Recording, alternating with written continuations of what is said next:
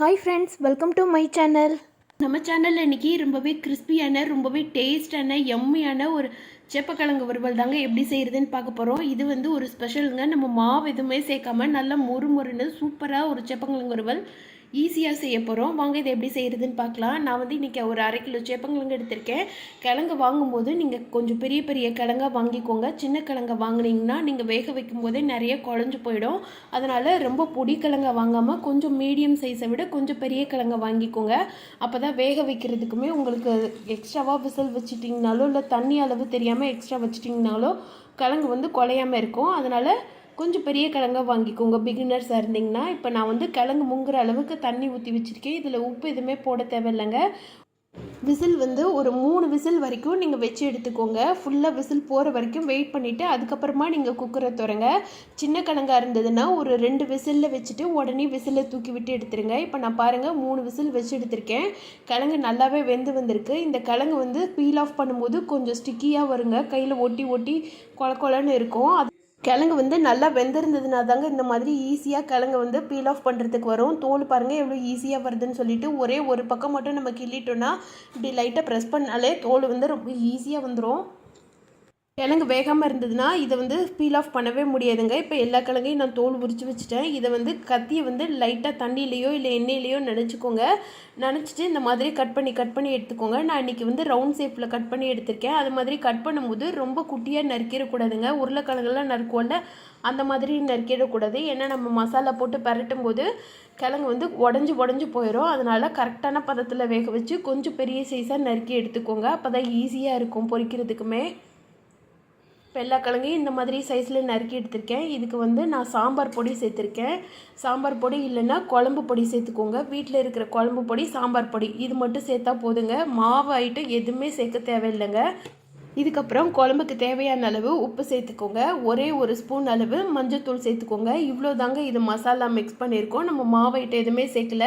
கடைசி வரைக்கும் பார்த்தீங்கன்னா தெரியும் உங்களுக்கு கிழங்கு வந்து எவ்வளோ அழகாக நல்லா மொறுன்னு வந்திருக்குன்னு சொல்லிட்டு. இதெல்லாத்தையும் இந்த மாதிரி ஒரு கரண்டி வச்சு நல்லா பரட்டி எடுத்துக்கோங்க. கையில் போட்டு பரட்டினீங்கன்னா கிழங்கு உடஞ்சி போயிடும். அதனால் லைட்டாக கரண்டியோட காம்போ அந்த மாதிரி வச்சு நல்லா கிளறி எடுத்துக்கோங்க. அப்போ தான் கிழங்கு வந்து உடையாமல் வருமே. கிழங்கு வேக வைக்கிற பதம் தாங்க கரெக்டான பதமாக இருக்கணும். கிழங்கு வேக வச்சு கரெக்டான பதத்தில் எடுத்துட்டிங்கனாலே போதுங்க. இந்த கிழங்கோட வேலை பாதி முடிஞ்சுதுங்க. ரொம்ப சூப்பரான வறுவல் ரெடி பண்ணிடலாம்.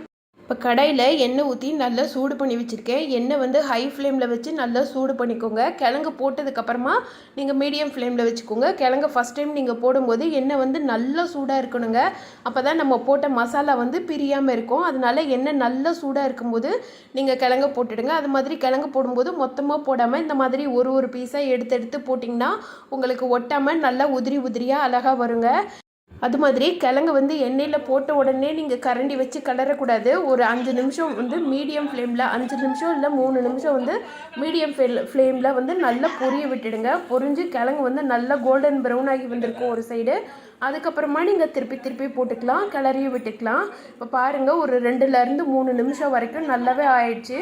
நான் வந்து எண்ணெயில் போடும்போது ஹை ஃப்ளேமில் இருந்தது. அதுக்கப்புறமா ஃப்ளேமை குறைச்சி மீடியம் ஃப்ளேமில் வச்சுருக்கேன். அதனால் கிழங்கு நல்லா அழகாக பொரிஞ்சுக்கிட்டு இருக்குங்க. பொறுன்னு நல்லா பொரியிற சத்தம் கேட்குது. இந்த மாதிரி எண்ணெய் சத்தம் ஒரு சைடு லைட்டாக சலசல படங்கினோடையே உங்களுக்கு தெரியும். ஒரே ஒரு கிழங்கை திருப்பி பார்த்தீங்கன்னா அது வந்து ஒரு சைடு மட்டும் லைட்டாக கோல்டன் ப்ரௌனில் வந்திருக்கும். இன்னொரு சைடு வந்து வெள்ளையாக தான் இருக்கும். அதை வந்து நம்ம திருப்பி போட்டு இன்னொரு சைடு வேக வைக்கணும். இப்போ நான் திருப்பி போடுறேன். அது மாதிரி திருப்பும் போதும் ரொம்ப கடகடன்னு திருப்பி போடாமல் கொஞ்சம் மெதுவாக திருப்பி போடுங்க. முதல்ல கடாயிலேருந்து லைட்டாக பரட்டி விட்டுட்டு அதுக்கப்புறமா மெதுவாக திருப்பி போடுங்க. வேகமாக போட்டிங்கன்னா மசாலாலாம் உதிர்ந்துருங்க. அதனால் இதை செய்யும்போது கொஞ்சம் மெதுவாகவே திருப்பி போடுங்க. இந்த மாதிரி ஒரு பீஸாக திருப்பி போடுங்க. இப்போ நான் 2 சைடுமே திருப்பி போட்டு நல்லா மொறுன்னு வர்ற வரைக்கும் மீடியம் ஃப்ளேமில் பொரிய வச்சு எடுத்துருக்கேன். எவ்வளோ சூப்பராக வந்திருக்கு பாருங்கள். நல்லா கிறிஸ்பியாக இருக்குது. பார்த்தாலே தெரியும் உங்களுக்கு. நம்ம மாவு ஐட்டம் எதுவுமே சேர்க்கலை. அரிசி மாவோ கடலை மாவோ எதுவுமே சேர்க்கல. வெறும் மசாலா ஐட்டமும் இந்த கிழங்கும் மட்டும்தாங்க சேர்த்துருக்கோம். வேலையும் ரொம்ப சீக்கிரமே முடிஞ்சிடும். குக்கரில் விசில் வச்சு கிழங்கு பீல் ஆஃப் பண்ணிவிட்டு எடுத்தோன்னாலே சீக்கிரமே பொரிச்சு எடுத்துடலாம். டைமும் தேவையில்லை. ஒரு 1/4 மணி நேரத்தில் இந்த பொரியலை செய்து முடிச்சிடலாங்க. இப்போ திரும்ப இன்னொரு ரவுண்டு நான் பொரிச்சு காமிக்கிறேன். எண்ணெய் நல்லா சூடாக இருக்கும்போது கிழங்கு வந்து இந்த மாதிரி ஒன்றா போட்டிங்கன்னா ஒட்டாமல் அழகாக உதிரியாக வருங்க. எவ்வளோ சூப்பராக பொரிஞ்சு வந்திருக்கு பாருங்கள். பார்க்கும்போதே சாப்பிடணும் போல் இருக்குல்ல. இது வந்து சாம்பார் சாதம், ரச சாதம், தயிர் சாதம், காரக்குழம்பு எல்லாத்துக்குமே சூப்பரான காம்பினேஷனுங்க. வெரைட்டி ரைஸ் செய்யும்போது இந்த சேப்பங்கிழங்கு வச்சு கொடுத்திங்கன்னா பசங்க வந்து இன்னும் வேணும் வேணும்னு கேட்டு கேட்டு சாப்பிடுவாங்க. அந்த மாதிரி ரொம்ப அருமையாக இருக்குங்க. இது வெறுமனே ஸ்நாக்ஸாக கூட சாப்பிட்லாம். ரொம்ப டேஸ்ட்டாக இருக்கும். நல்லா கிறிஸ்பியாக மொறுன்னு எவ்வளோ சூப்பராக வந்திருக்குன்னு பாருங்கள். இந்த சேப்பங்கிழங்க மொறுன்னு மாவு சேர்க்காம ரொம்ப ஈஸியாக ரெடி பண்ணிட்டோம். உங்களுக்கு இன்னும் எக்ஸ்ட்ராவாக டேஸ்ட் வேணும் அப்படின்னா இதெல்லாத்தையும் நீங்கள் பொரிச்சு எடுத்ததுக்கப்புறமா கொஞ்சமாக எண்ணெய் ஊற்றி கடுகு போட்டு தாளித்து எடுத்திங்கன்னா இன்னுமே டேஸ்ட் அருமையாக இருக்குங்க. நான் இன்றைக்கி வெறும் கருவேப்பிலை மட்டும் தாளித்து போட்டிருக்கேன். உங்களுக்கு வேணும்னா நீங்கள் கடுகு போட்டு தாளித்து எடுத்துக்கலாம். ரொம்ப அருமையாக டேஸ்ட்டாக இருக்குங்க. இந்த மொறுன்னு டேஸ்ட்டான சேப்பங்கிழங்க நீங்களும் உங்கள் வீட்டில் செய்து பாருங்கள். நீங்கள் செய்து பார்த்துட்டு உங்களுக்கு எப்படி இருந்துச்சுன்னு சொல்லிவிட்டு எனக்கு கமெண்ட் பண்ணுங்கள். இந்த வீடியோ பிடிச்சிருந்ததுன்னா இந்த வீடியோக்கு லைக் பண்ணி சேனலை சப்ஸ்கிரைப் பண்ணிவிடுங்க.